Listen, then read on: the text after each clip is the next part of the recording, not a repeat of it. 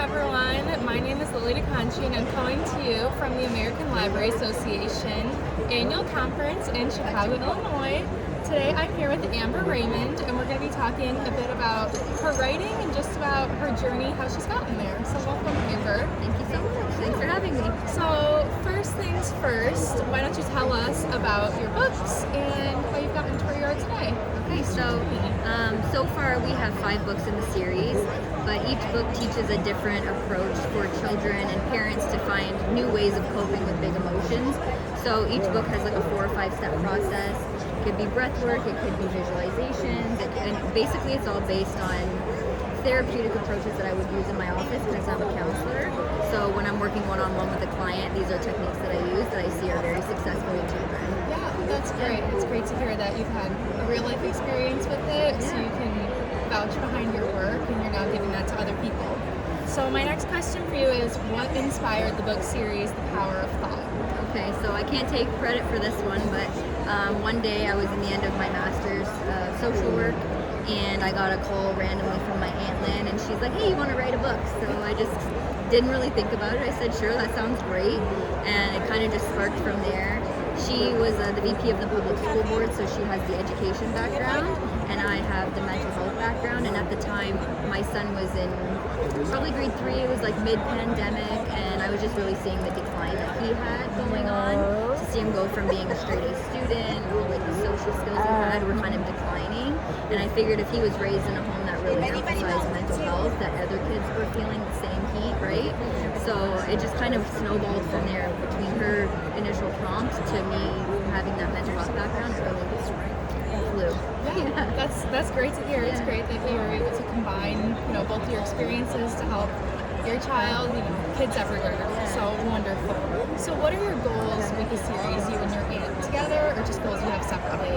I think we're pretty aligned, me and my aunt. But you kind of spoke to it just now when you're like, and helping people. I think that's the ultimate goal, is just to bring this information to all the parents and all the teachers and everybody out there to make it common knowledge, just to help people see that they don't have to be out there spending like days and years and whatever learning all these different things to help their children, but there is really simple approaches, whether it's breath work or meditation or just using your thought process in a different way. I think that's great to hear. It's great that you're motivated to bring it to your audience, and that's your number one just main goal of your series. So my next question for you, I'm wondering this myself, what do you love most about the series, and what do you hope everybody else loves the most about it too?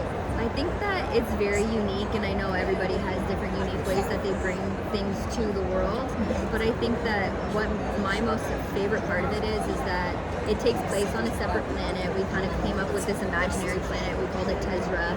The characters all are named after crystals because we wanted it to be gender neutral, so we just took the sound. So there's a character named Zirkle.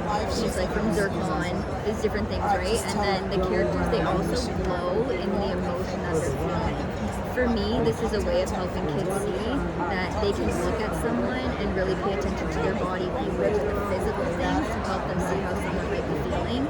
Because a lot of the times people will smile through the pain, so if they look at someone's face and see they're smiling, they might just assume that they're happy. So I think that my favorite thing about the book is that it teaches the empathy, and it's completely neutral to earth.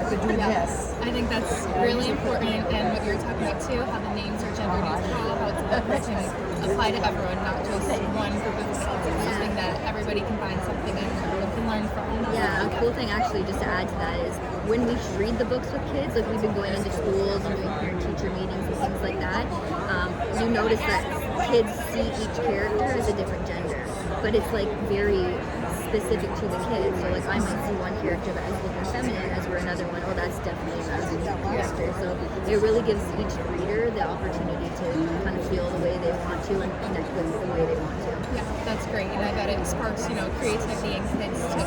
And it leaves things up for interpretation.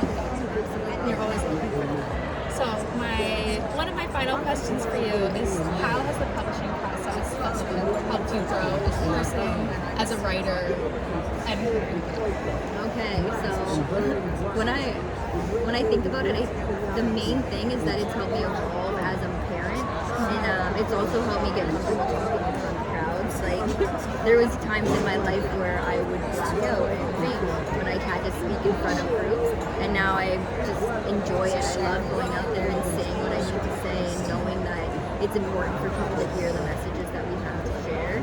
So the evolution has been great. Even when you look at the books, the way that they've evolved from the first one to the last, you can see the evolution of just myself and my team as well.